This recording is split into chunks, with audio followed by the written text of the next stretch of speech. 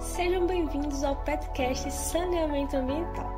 Aqui você esgota suas dúvidas, se abastece de conhecimento, coleta informações relevantes e drena ótimas ideias. Olá pessoal, eu sou Andrea, graduanda em Engenharia da Computação e bolsista do PET Saneamento Ambiental. No podcast de hoje, vamos conversar sobre o tema Mulheres no Saneamento, com Marcela Paiva. Nossa convidada é graduada em Ciências Biológicas pela UFPE, mestre e doutora em Engenharia Civil e Ambiental, com ênfase em Tecnologia Ambiental e Recursos Hídricos. Marcela atua na coordenação de operações de estações de tratamento de esgoto, realizando monitoramento da eficiência dos sistemas por meio de análise físico-químicas e microbiológicas. Atualmente, trabalha na Companhia Pernambucana de Saneamento, a Compesa. Seja bem-vinda ao podcast, Marcela. Oi, boa noite. Obrigada aí pelo convite. É um prazer tê-la aqui, Marcela. Então, quando tratamos de assuntos importantes como esse, que é mulheres no saneamento, e você como uma mulher que atua nessa área, como foi sua trajetória e como avaliar o cenário atual da participação feminina nesse setor? Então, eu já estou atuando na área de saneamento há 16 anos. Então, assim, desde que eu fui trilhando minha carreira, né? Primeiramente, eu cursei o curso técnico de saneamento, junto com um curso de graduação, né, na UFPE, em Recife. E a graduação eu escolhi fazer ciências biológicas. E aí o curso técnico de saneamento é um saneamento ambiental, né, que engloba abastecimento de água, sistemas de esgotamento sanitário, tratamento de água e de esgoto, meio ambiente.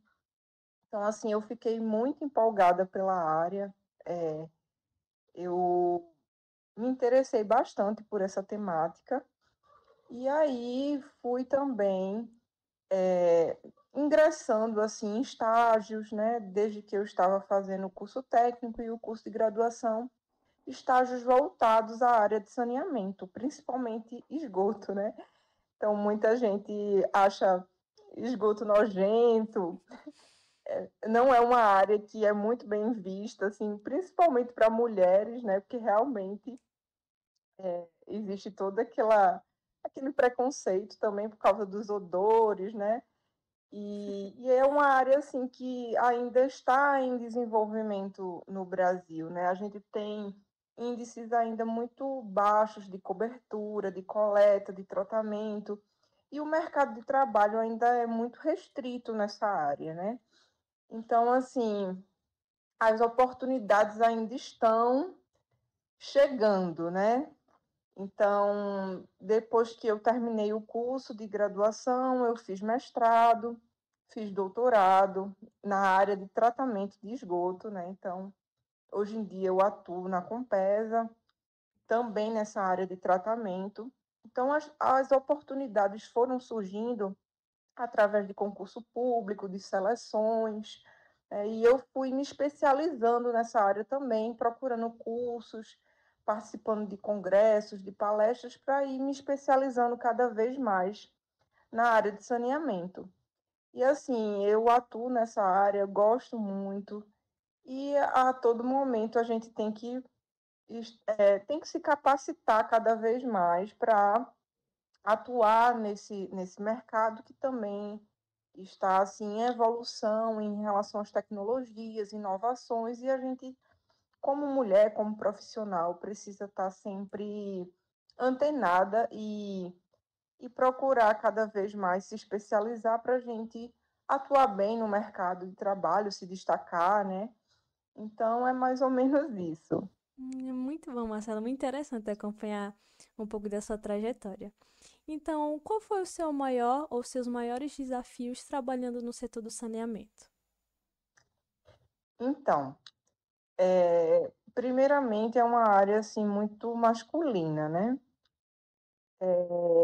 E como eu ingressei muito jovem na área, eu me formei, eu tinha 23 anos, então, logo depois eu fui assumindo cargos importantes, assim, tive essa oportunidade, né, de assumir coordenações, ser gestora de contratos, de obras, de serviços de engenharia e liderar equipes grandes, né?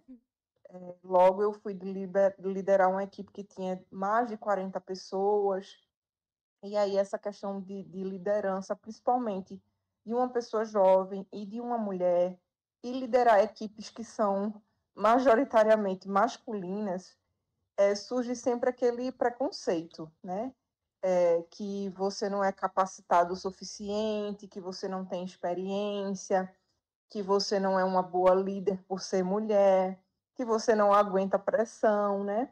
E muitas vezes eu fui julgada por isso, em muitas situações, quando em reuniões, né, quando você vai expressar sua opinião ou quando você tem alguma ideia, muitas vezes você é cortada, as pessoas não dão muito ouvido ao que você quer falar, ao que você quer expor, e acha que você não tem experiência nem capacidade. Né? Em vários momentos eu me sentia assim, principalmente porque em situações que eu era a única mulher em uma sala com 50, 40 homens, né? Então, e assim, tem a questão também da liderança de pessoas mais velhas, né?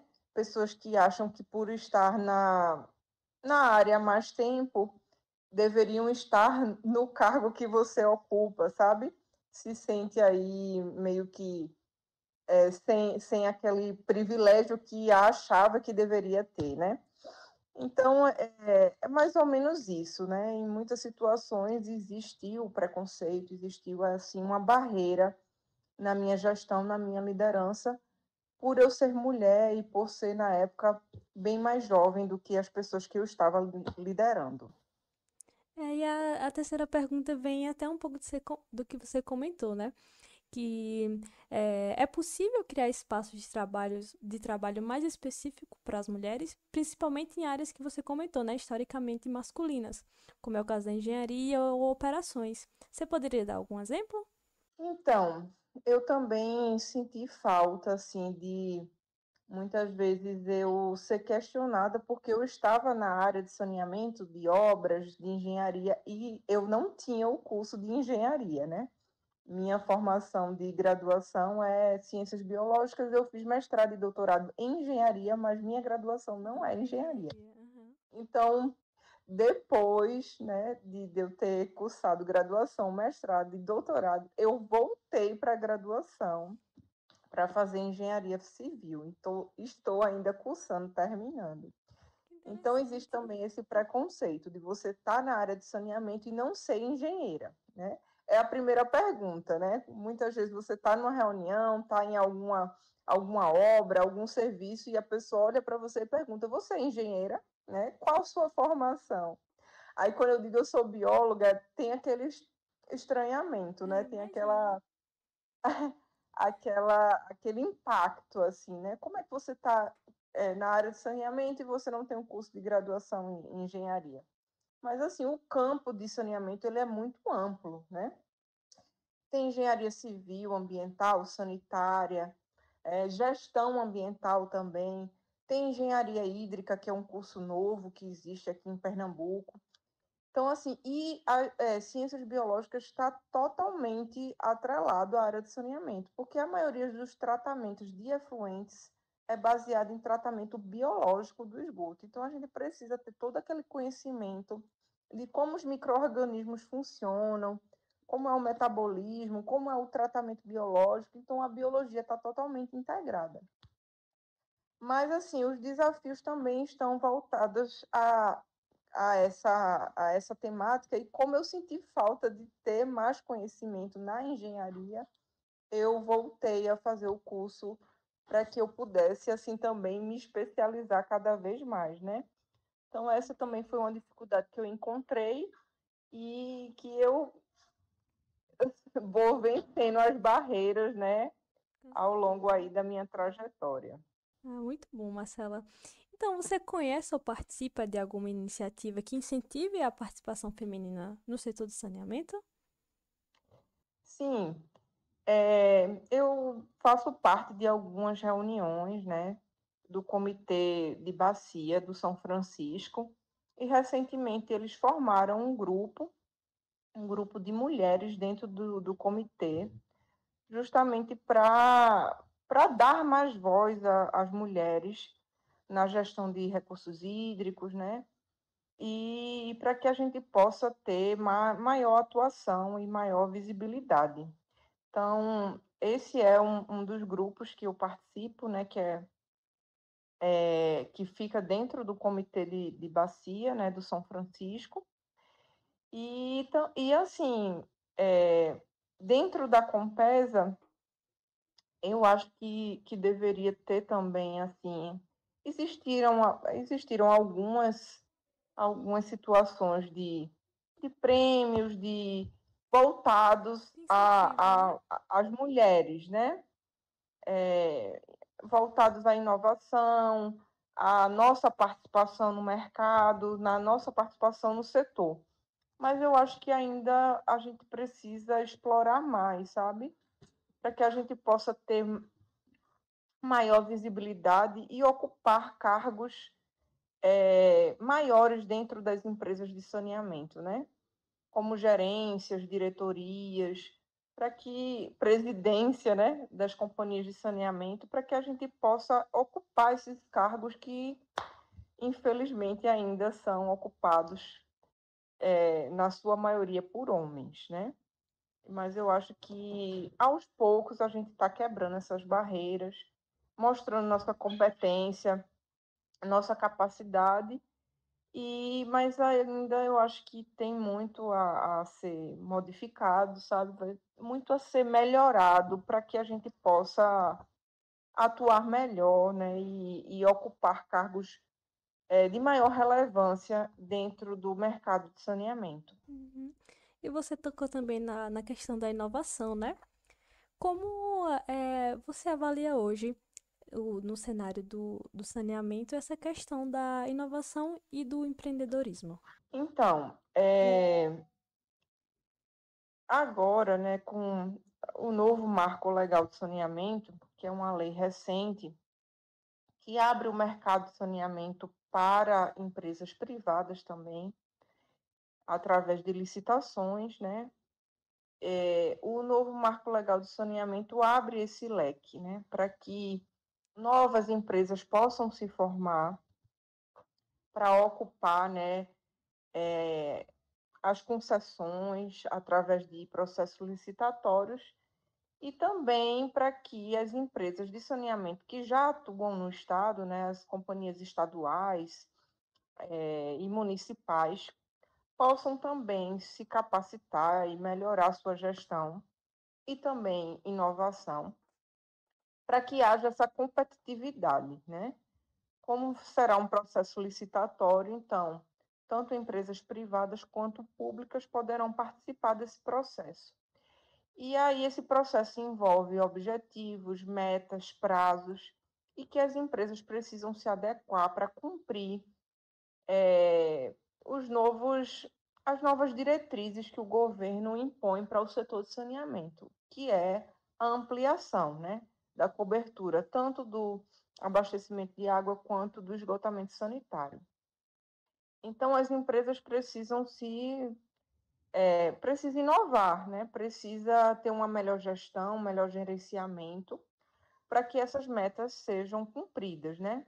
Existe aí a meta para 2033, que está bem Bem próximo, próximo. e para que chegue a 90% de cobertura de esgoto em todo o país e 99% de cobertura em relação ao abastecimento de água. Então, é um tempo muito curto e envolve grandes obras de engenharia, para que essas metas sejam alcançadas. E para isso é necessário inovação, é necessário melhor gestão das companhias que já existem e das novas empresas que vão surgir para atender essa demanda, né? Esse novo mercado que aí está surgindo para cumprir esses requisitos legais. Então, para isso, precisa também de investimentos, né, públicos e privados para que a maior cobertura seja alcançada, né? Tanto para abastecimento de água quanto esgotamento sanitário. E aí é isso, é necessário investimento em inovação, novos equipamentos, novos produtos, novas formas de redução de perdas, né? Perdas de água, melhor tratamento de água e de esgoto e obras aí mais eficientes que atendam melhor a população. E assim nós encerramos mais um episódio. Muito obrigada, Marcela, por sua participação e por ter trazido um tema tão relevante para o nosso podcast. Eu que agradeço. Obrigada e estimular mulheres, né? Você também está Sim. na área de saneamento. Eu vi aí que sua graduação é na área de engenharia de computação, mas que você está se integrando ao PET saneamento, né? E aí eu acho muito legal. E vejo aí muitas mulheres começando a fazer os cursos de engenharia, né? Tanto engenharia aí agrícola ambiental, quanto aí de computação e outras engenharias, e que possa ser importante aí para a sua formação, essa experiência no PET e para outras pessoas também, outras mulheres que estão se integrando a esse projeto tão importante. Com certeza. Muito obrigada, Marcela. E para encerrar o episódio de hoje, uma curiosidade inspiradora. Você sabia que a engenheira Mônica Porto foi a primeira mulher a receber o prêmio Eminente Engenheiro do Ano em 2016? Professora da USP e referência em recursos hídricos, ela também atuou como secretária adjunta de Saneamento e Recursos Hídricos do Estado de São Paulo, contribuindo com importantes políticas públicas. Sua trajetória, marcada pelo papel de liderança em órgãos públicos e pela formação de novos profissionais na USP, mostra como as mulheres estão cada vez mais liderando transformações no setor. Tchau e até um próximo episódio. Tchau, obrigada. Obrigada por nos acompanhar neste episódio. Se você gostou do conteúdo, siga-nos para mais informações e atualizações em @petsaneamentoambiental. Até a próxima!